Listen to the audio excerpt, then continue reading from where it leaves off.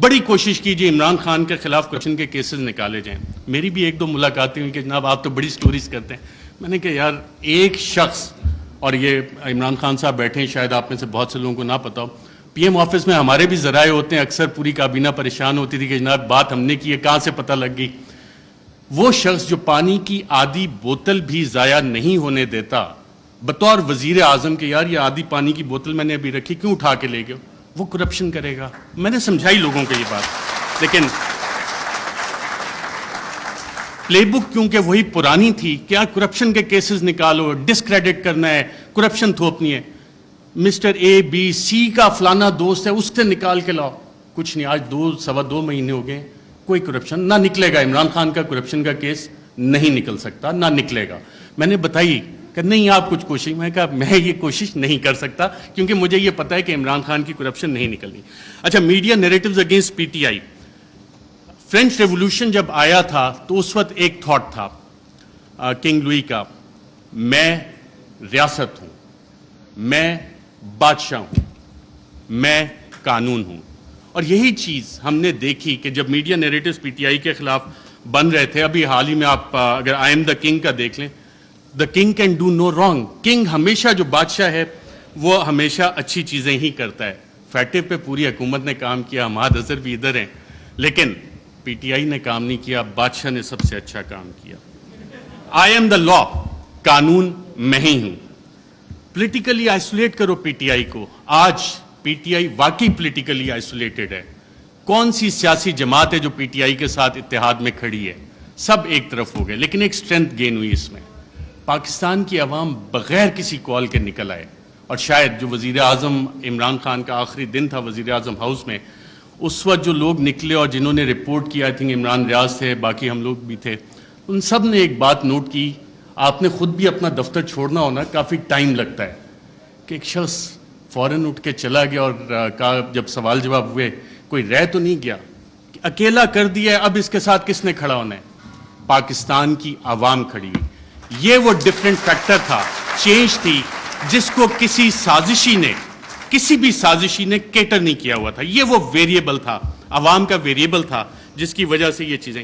میں کوئکلی تھوڑا سا 2 منٹ اگر آپ کی اجازت ہو تو سائفر کے اوپر بھی بات کرنا چاہوں گا. سائفر پہ بھی میڈیا نیریٹیوز بڑے بڑے مزے کے بنے, اس پہ اور ڈیبیٹ بھی ہو سکتی تھی, کافی مزے کی چیزیں تھیں. پہلا کیا بنا جی, پہلی میڈیا نے رپورٹ کرنا شروع کیا اور باقاعدہ یہ بتایا گیا کہ جی سائفر تو ایگزسٹ ہی نہیں کرتا, سائفر نام کی تو کوئی بلا ہی نہیں ہے.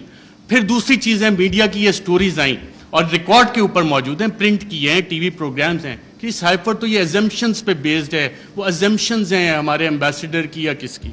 پھر یہ بھی کہانیاں میڈیا میں آئیں کہ جی یہ تو فارن آفس میں خود ہی پی ٹی آئی والوں نے بیٹھ کے بنا لیا ہے, یہ تو شاہ محمود قریشی نے خود ہی بیٹھ کے بنا لیا ہے. پھر جب وہ بھی ساری چیزیں, کیونکہ سائفر ایگزسٹ کرتا تھا, سائفر موجود تھا, پھر کہا گیا جی کانسپریسی کا ایویڈنس کوئی نہیں ہے. اچھا, پھر عمران خان بطور وزیر اعظم, میرا خیال وہ کرکٹ کھیل رہے تھے, اور جب انہوں نے کہا تھا کہ مینٹلی میں اسٹرانگ ہوں, تو بہت سے لوگوں نے انڈر ایسٹیمیٹ کیا. انہوں نے کابینہ کی بھی کمیٹی بلائی, کابینہ کی اسپیشل کمیٹی غالباً 30 مارچ کو ہوئی. 30 مارچ کو میں نے سابق وفاقی وزراء سے پوچھا, وہاں کانسپریسی کی بات بھی ہوئی, کانسپریسی کا ذکر بھی اس میں ہوا, اور پھر 31 کو نیشنل سیکیورٹی کمیٹی بھی انہوں نے بلا لی, اور اس کا بھی مور اس پہ لگ گئی کہ بلیٹنٹ انٹرفیرنس. اور اس کے آخری پیراگراف میں ایک لفظ لکھا ہوا ہے کہ جو 31 کو نیشنل سیکیورٹی کمیٹی کی میٹنگ ہوئی, اس نے 30 مارچ کے جو منٹس اسپیشل کیبنٹ کے ہیں ان کو ریٹیفائی کیا. اب 30 مارچ کو آپ سب وفاقی وزراء جو اس میں بیٹھے تھے, اس وقت کے وزیر اعظم اس میں بیٹھے تھے, ان سب نے کانسپریسی اور سازش کا لفظ اس میٹنگ میں ذکر کیا. یہ میرے ذرائع نے مجھے بتایا ہے, آپ سبھی یہاں پہ بیٹھے ہیں, اگر کسی نے کانٹراڈکٹ کرنا ہے تو سابق وزیر اعظم خود بیٹھے ہیں, وہ کر سکتے ہیں کہ 30 مارچ کو جو اسپیشل کیبنٹ میٹنگ تھی اس میں سازش کا ذکر ہے. بالکل سازش کا, میں ایز اے جرنلسٹ کلیم کر رہا ہوں. پھر یہ کہا گیا کہ جی وہ انٹیلیجنس ہم نے خود ہی کر لی, اور انٹیلیجنس کی بیسس پہ آبویسلی اس پہ سوال اٹھے کہ انٹیلیجنس, ہمارے انٹیلیجنس کے ادارے بہت اچھا کام کرتے ہیں, دہشت گردی کے خلاف بہت اچھا کرتے ہیں, پاکستان کی سیکیورٹی کے لیے بہت اچھا کام کرتے ہیں. لیکن مسئلہ یہاں پہ آتا ہے کہ جب انہیں ڈریگ کیا جائے سیاسی معاملات میں, اور یہ کہا جائے کہ جی انویسٹیگیشنز ہوئیں, کون سی انویسٹیگیشنز, یہ سوال ہوا ہے. اب ریجیم چینج میں انٹیلیجنس کا ایک بنیادی کردار ہوتا ہے, انٹیلیجنس انفارمیشن کا بنیادی کردار ہوتا ہے. اگر آپ اگلی سلائڈ کریں ذرا, Colin Powell, US secretary of state, UN security council में इंटेलिजेंस इंफॉर्मेशन की बेस पे उन्होंने कहा जी यहाँ पे ये वाले वेपन्स इराक में मौजूद हैं, ये केमिकल वेपन्स हैं, ये न्यूक्लियर वेपन्स वहाँ पे वो बना रहे हैं। इराक वॉर ख़त्म हो गई, इराक तबाह हो गया। ये उस इंटेलिजेंस इंफॉर्मेशन की औकात थी, वैल्यू थी, जो आज तक नहीं मिली। मैं एक और आपको अफगानिस्तान से रिलेटेड इंटेलिजेंस इंफॉर्मेशन देता हूँ।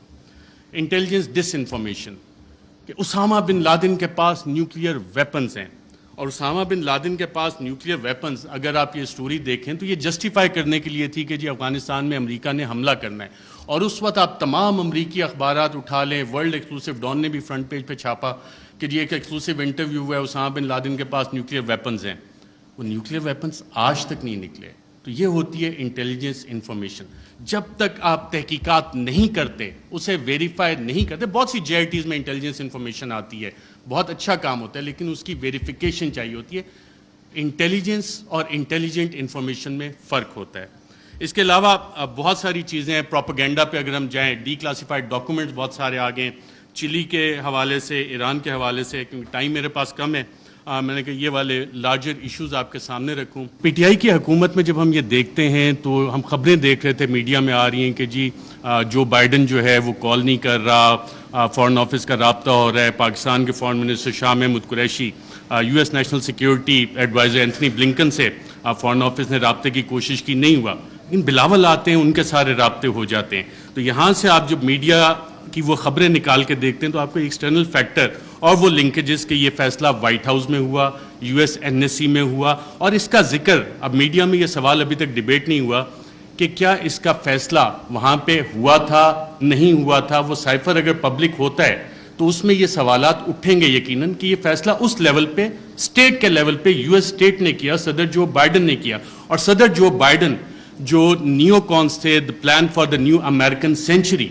उसका बाकायदा तौर पे हिस्सा थे, जिसके बाद हमने देखा 2001 के बाद पूरी दुनिया में डिफरेंट रिजीम चेंज ऑपरेशंस बाकायदा तौर पे लॉन्च किए गए। इराक उसकी एक मिसाल है। इंटरनल फैक्टर्स पे जब हम आते हैं, मैं बड़ा ब्रीफ रखूंगा क्योंकि मेरा टाइम बताया गया 10 मिनट का है। इंटरनल फैक्टर्स को जब हम देखते हैं तो इसमें ज़ाती अना के मसले आ जाते हैं, कुछ इदारों के मसाइल आ जाते हैं, कुछ सियासी मुफादात आ जाते हैं। और इसमें एक सवाल जब हम इंटरनल फैक्टर्स का देखते हैं तो बड़ा सवाल ये बनता है कि मुल्क का कौन सोचता है, पाकिस्तान का कौन सोचता है। क्या हम सिर्फ इंडिविजुअल्स का सोचेंगे? क्या हम सिर्फ उन इदारों का सोचेंगे कि जी इदारों की अना बड़ी होगी या इंडिविजुअल्स की अना बड़ी होगी? है पाकिस्तान का कौन सोच रहा है?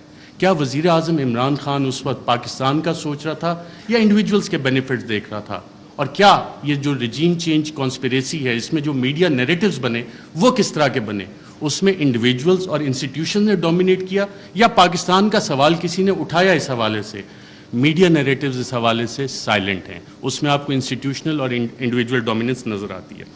अच्छा, कोवर्ट एक्शन भी इसमें बाकायदा तौर पे प्लान हुआ। मीडिया में being fly on the wall and being an active participant, एक एक्टिव जर्नलिस्ट होते हुए आपको बहुत कुछ पता लगता है कि जी मीडिया नैरेटिव बनना कैसे। अक्सर जो हुकूमतें बैठी होती हैं उनको सबसे आखिर में पता लगता है कि हमारे साथ हो क्या रहा है, मीडिया को पहले पता लग जाना शुरू हो जाता है, क्योंकि कोवर्ट एक्शन मीडिया ने पब्लिक ओपिनियन शेप करना होता है, पॉपुलेशन को बताना होता है कि जनाब ये हुकूमत के साथ मसाइल हैं, और वो कहानियाँ शुरू हो जाती हैं। और ये डॉक्यूमेंटेड है इस सारे केस में भी।